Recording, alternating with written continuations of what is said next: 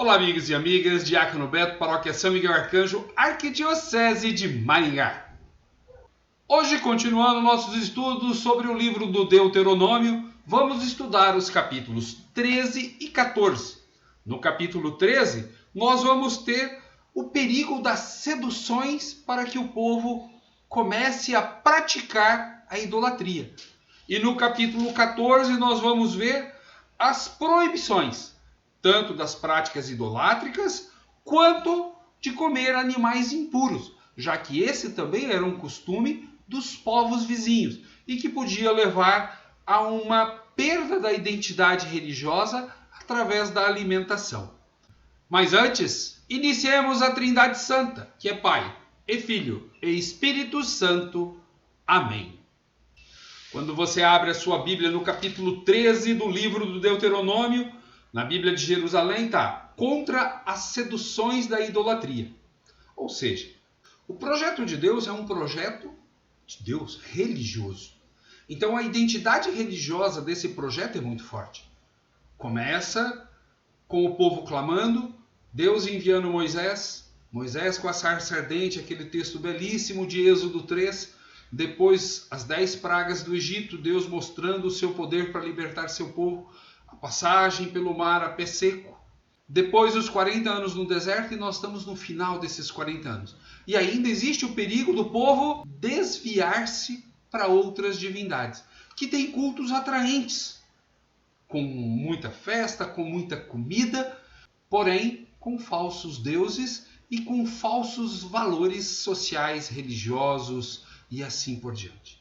Então, nós temos muito claramente esse perigo das seduções. E aqui, dividido em 3 partes. Primeiro, lá no capítulo 13, versículo 2.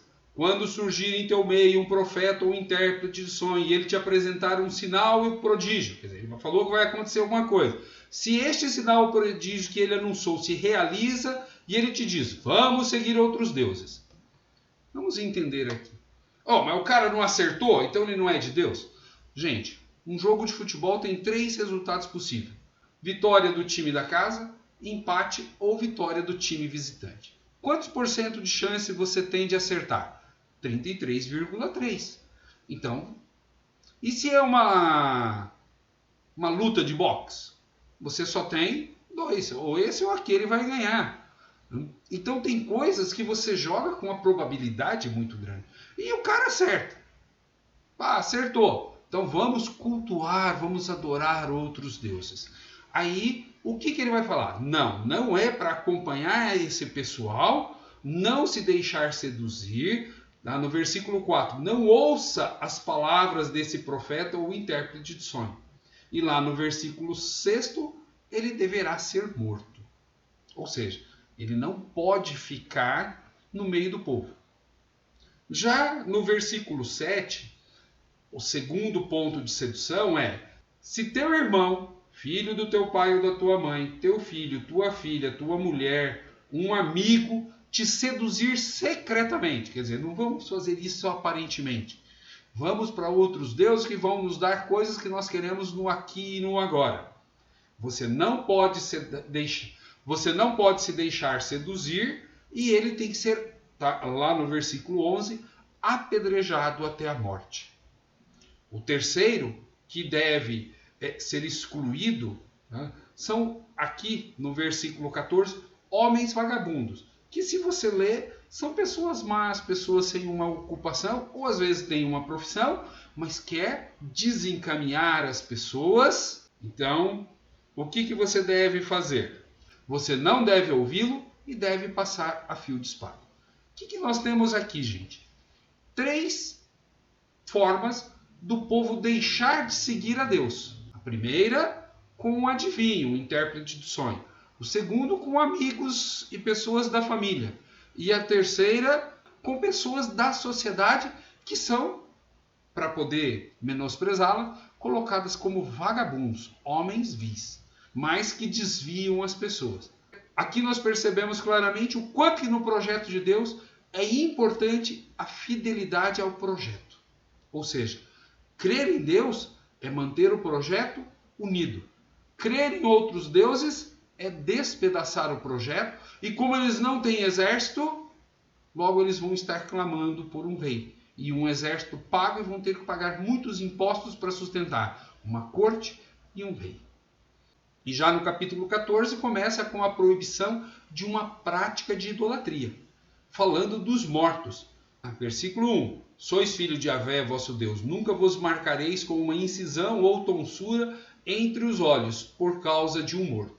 Esse morto pode ser uma pessoa ou o próprio Baal, que tinha uma festa anual em homenagem à morte de Baal, um deus que morreu, mas que depois continua no meio do povo, revivificado. Então eles acreditavam nisso. E aí proíbe-se esta forma de festa, de culto a esses mortos. Até porque Deus é o Deus dos vivos. E a partir do versículo 3, você tem os animais que você pode comer. Então, o primeiro dele, os mamíferos. Então vai falar aqueles que você pode comer, e entre esses não se pode comer o porco. O porco, gente, ele sempre é um animal muito especial em diversos ritos das religiões próximas. E no tempo de Jesus é o prato principal da comida dos romanos. Então ele é impuro. Então o porco. Depois vai falar dos peixes. Você pode comer todos os peixes, menos os que têm couro. Depois vai falar das aves. Aí vem um monte de aves que, se você procurar na internet, algumas você nem acha. E você pode comer. Eles põem as que você não pode comer e as que você pode comer. Nessa parte a gente vai mais rapidinho, porque para nós não é interessante ficar conhecendo o que pode e o que não pode. Mas saber que esse povo tem limitações. Eles têm que ter autocontrole. E a religião, ou a vida sem autocontrole, é muito difícil.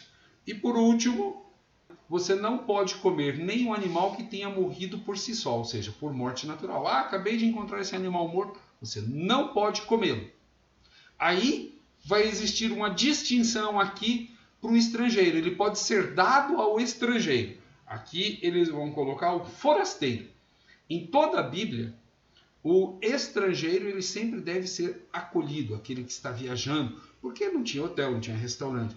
Nesse texto aqui, ele pode ser dado uma comida que para nós não podemos comer porque é impuro, mas eu posso dar para os outros porque... Então tem essa distinção. O que não é habitual em relação ao estrangeiro, que junto com a viúva, o órfão e o estrangeiro, são as três categorias que devem ser acolhidas. E aí vem a questão do dízimo anual, que você deve separar o seu dízimo anual, e no final do capítulo o dízimo trienal, que vai ser dado para as pessoas pobres e para os levitas, que vão poder buscar esse alimento. Ele não é ofertado no templo, ele é colocado nas portas das casas. Versículo 28 do capítulo 14. A cada 3 anos tomarás o dízimo da tua colheita no terceiro ano e a colocarás em tuas portas. Virá então o levita, pois ele não tem parte nem herança contigo. O estrangeiro, olha, diferente daquele lá, o órfão e a viúva, que são as três categorias de pobres que devem ser sempre tratadas com caridade diante do povo. E assim termina esta parte. Lembre-se que nós estamos dentro do Código Deuteronômico e ele vai colocando prescrições. Por exemplo, no versículo 21, ele termina assim: não cozerás um cabritinho com o leite de sua mãe. Os judeus têm 613 regras, leis, e uma delas é você não cozer um cabritinho no leite da própria mãe. Aqui está de novo, pecado grave. Agora, matar alguém que tenta te seduzir para outra religião, dever. Então o povo de Deus começa a ter leis que vai diferenciá-lo do seu entorno. Se você ainda não está inscrito em nosso canal, se inscreva para juntos estudarmos a Bíblia. Paz e bem a todos!